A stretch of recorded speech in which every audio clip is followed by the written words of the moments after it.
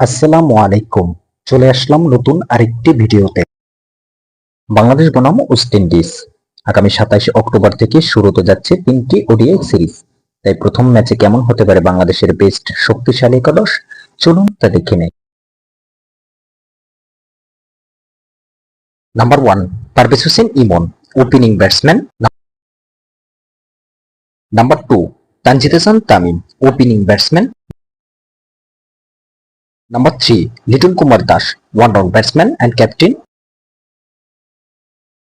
Number 4, Saif Hasan, batting all rounder. Number 5, Shamim Hossain Patwari, batting all rounder. Number 6, Nurul Hasan Sohan, wicketkeeper cum batter. Number 7, Nasum Ahmed, bowling all rounder. Number 8, Rishad Hossain, bowling all rounder. Number 9, Tanzim Hasan Sakib, fast bowler. Number 10, Taskin Ahmed, fast bowler.